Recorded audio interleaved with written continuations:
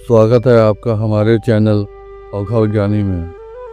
मित्रों, एक बार की बात है कि यशोदा मैया प्रभु श्री कृष्ण के उल्हानों से तंग आ गई और छड़ी लेकर श्री कृष्ण की ओर दौड़ी। जब प्रभु ने अपनी मैया को क्रोध में देखा तो वह अपना बचाव करने के लिए भागने लगे। भागते भागते श्री कृष्ण एक कुम्हार के पास पहुँचे।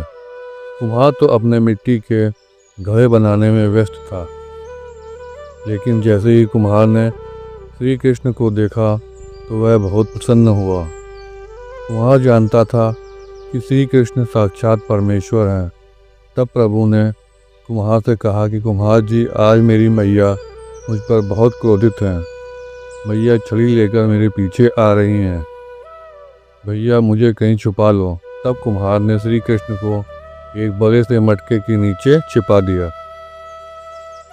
कुछ ही क्षणों में मैया यशोदा भी वहां आ गईं और कुम्हार से पूछने लगी, क्यों रे कुम्हार, तूने मेरे कन्हैया को कहीं देखा है क्या?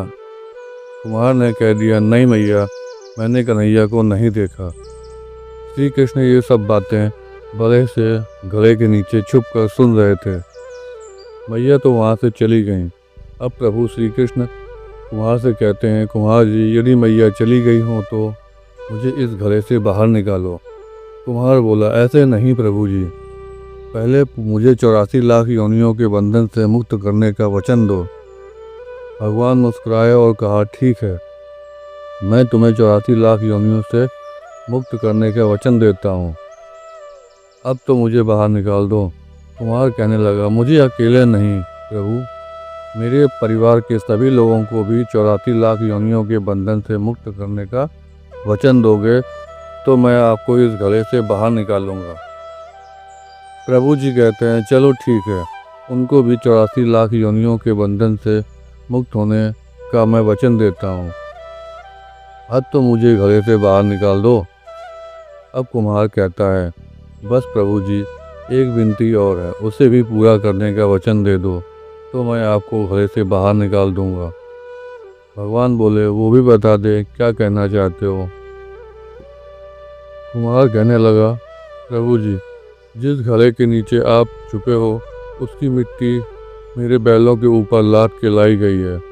मेरे इन बैलों की भी 84 के बंधन से मुक्त करने का वचन दो। भगवान ने कुम्हार के प्रेम पर प्रसन्न होकर उन बैलों को भी 84 के बंधन से मुक्त होने का वचन दिया। प्रभु बोले, अब तो तुम्हारी सब इच्छा पूरी हो गई, अब तो मुझे घड़े से बाहर निकाल दो। तब कुम्हार कहता है, अभी नहीं भगवान, बस एक अंतिम इच्छा और है, उसे भी पूरा कर दीजिए। और वो ये है, जो भी प्राणी हम दोनों के बीच के इस संवाद को सुनेगा उसे भी आप 84 लाख योनियों के बंधन से मुक्त करेंगे। बस यह वचन दे दो तो मैं आपको इस घड़े से बाहर निकाल दूंगा। कुम्हार की प्रेम भरी बातों को सुनकर प्रभु श्री कृष्ण बहुत खुश हुए और कुम्हार की इस इच्छा को भी पूरा करने का वचन दिया। फिर कुम्हार ने बाल श्री कृष्ण को घड़े से बाहर निकाल दिया। उनके चरणों में साष्टांग प्रणाम किया, प्रभु जी के चरण धोए और चरणामृत पिया।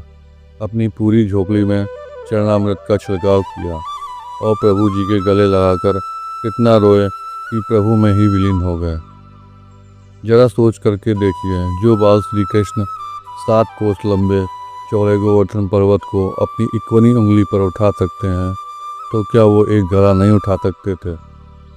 लेकिन बिना प्रेम रीझे नहीं नटवर नंद किशोर, कोई कितने भी यज्ञ करे, अनुष्ठान करे, कितना भी दान करे, चाहे कितनी भी भक्ति करे, लेकिन जब तक मन में प्राणी मात्र के लिए प्रेम नहीं होगा, प्रभु श्री कृष्ण मिल नहीं सकते।